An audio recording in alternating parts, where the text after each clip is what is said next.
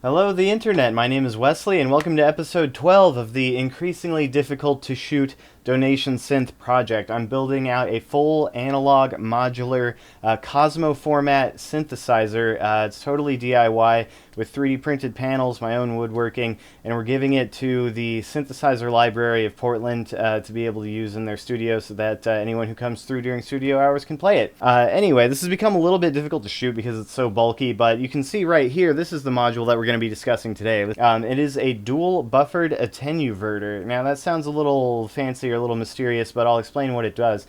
So you may have heard of an attenuator, which is basically a knob that when you put a signal in, if the knob goes all the way to the right, then the signal comes back out the other side, and then it's essentially like a dimmer, like as you twist to the left, the signal decreases and decreases until there's nothing left when you go all the way to An attenuverter is a little bit like that. It kills the signal in the middle, and on the left it inverts it, and that might be confusing, so let me demonstrate.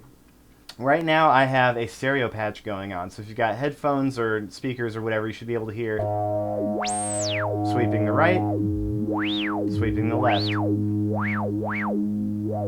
we're going to be using this patch to demonstrate what the module does. Okay, so first of all, I'm going to take the output of an envelope generator, and I'm going to plug it into here. So because these are at noon, they're going to kill that envelope generator. Nothing much going on. Also, you can see that I've only got one wire plugged in here. That's because the two outputs, this is channel 1 and channel 2, the outputs are just normaled into the control voltage of the two filters. So the top channel is going to the left filter, and the bottom channel is going to the right filter. And so if I roll this up a little, you can hear the left side is going to have that envelope going off. And now if I roll this up, the right side's going to have it too.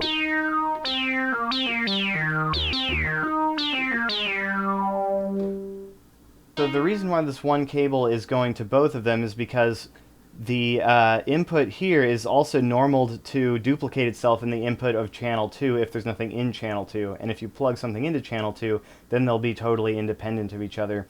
But twisting one control won't have any impact of the of what's going on with the other because they're totally independently buffered. Okay, so now that we've made a little demonstration with the envelope generator, I'm going to show you exactly what an attenuverter can do using an LFO. So this wire right here essentially just has like a wiggly sine wave LFO in it. So if I plug it in there, you're going to be able to hear both filters wiggling up and down. Right? Wow, wow. But if I take this one and invert it, now the filters will do opposite things and they'll kind of like weave past each other. So I don't know if you can hear that. You should be able to hear that if you've got any type of stereo listening device. That when one filter is going high, the other one's going low, and then vice versa. And that's because it's a single signal going through an attenuverter. It's being a little bit attenuated on one side and then inverted on the other.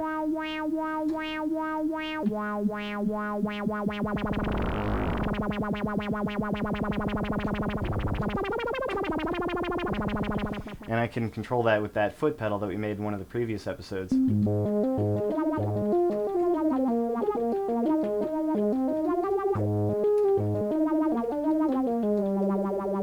it just gives a nice little bit of stereo width. Both left and right channels are patched super similarly.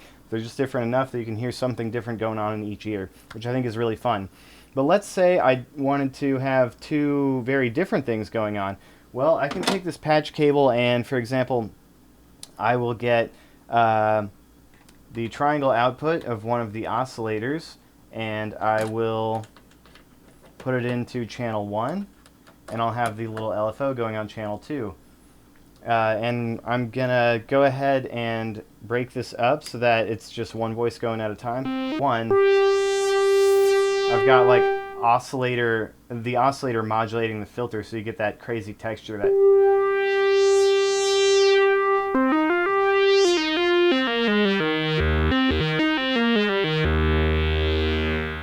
So now I've got my keyboards split so that rather than both sides going at the same time, just got one half of the keyboard is one voice and the other half of the keyboard is the other.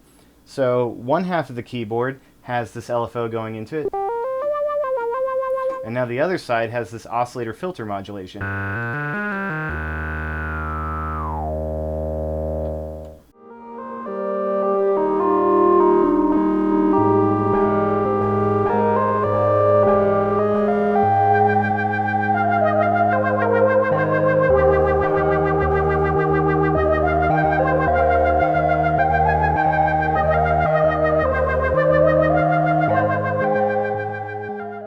I'll go ahead and post a strip board layout of this circuit. It's actually pretty simple. So the strip board layout is all me, but in terms of the schematic itself, I think I cribbed this off of Rich Holmes, aka Analog Output, like 5 years ago. I used his schematic for the meat and potatoes of it, and then just added the input buffer using pretty much just the standard textbook method.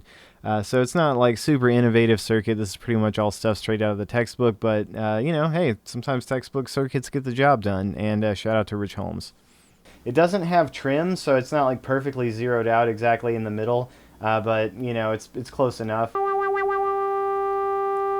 can see it's pretty close to being dead when it's in the middle.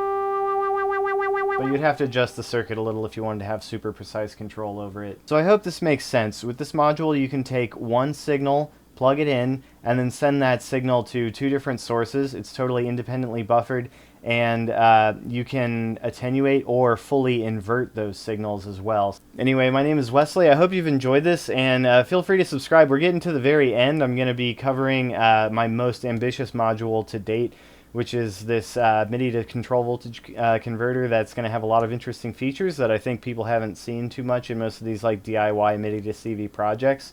I feel like I've made some contributions that I'm excited about here, so I'm going to show that off in my next video.